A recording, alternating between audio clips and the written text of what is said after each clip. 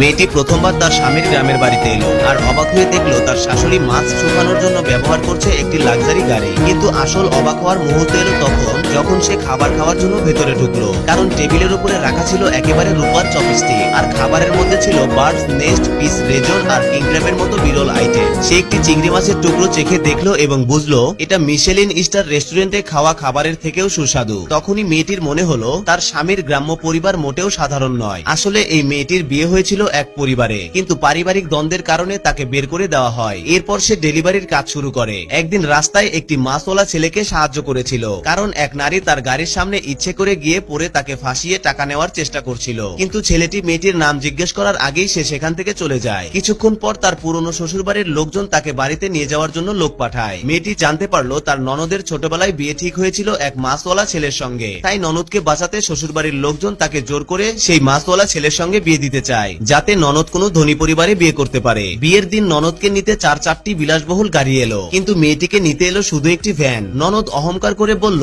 যেই গাড়িতে ও যাবে সেখান থেকেও মাছের গন্ধ আসছে। তবু মেয়েটি কিছু মনে করলো না, হাসি মুখে গাড়িতে উঠে বসলো। গ্রামে পৌঁছাতেই একটি মুরগি উড়ে এলো। ভয়ে মেয়েটি পিছিয়ে গেল এবং তার পা পড়লো মুরগির বিষ্ঠার ওপর। তখন শাশুড়ি দৌড়ে এসে তার হাত ধরে স্নেহ ভরে তাকে ঘরে নিয়ে গেল খাবার খাওয়ানোর জন্য। টেবিলে রূপার চপস্টিক দেখে মেয়েটির মনে হলো এখন কি গ্রামের মানুষও এত বিলাসবহুল হয়ে গেছে। টেবিলে বার্ডস নেস্ট, কিং ক্র্যাব আর অ্যাবালনের মতো দামি খাবার সাজানো ছিল, কিন্তু শাশুড়ি হেসে বললেন এইসব তো আমাদের প্রতিদিনের খাবার। ঠিক তখনই স্বামী একটি ছোট ভাঙা সাইকেল চালিয়ে বাড়ি ফিরলো। দুজনের চোখাচোখি হতেই মেয়েটি চিনতে পারলো এই তো সেই মাছওয়ালা ছেলেটি যাকে সে কয়েকদিন আগে সাহায্য করেছিল। ছেলেটিও অবাক হয়ে গেল। তারপর মা মনে করিয়ে দিলেন, আর সে হঠাৎ ভাবলো স্ত্রীকে উপহার দেওয়া উচিত। অ্যাপ্রন থেকে বের করলো একটি প্যাকেট। মেয়েটি দেখলো লাল কাপড়ে মোড়ানো, তাতে মাছের আঁশ লেগে আছে। এতে একটু লজ্জা পেলেও মনে করলো এখন সে বিবাহিতা, তাই হাসি মুখে এই উপহার গ্রহণ করতেই হবে। মনে মনে ভাবছিল হয়তো এর ভেতরে মাছের সঙ্গে জড়িত কোনো সাধারণ জিনিসই আছে। যদিও ভাবছিল যে এর ভেতরে কোনো সাধারণ জিনিস হবে,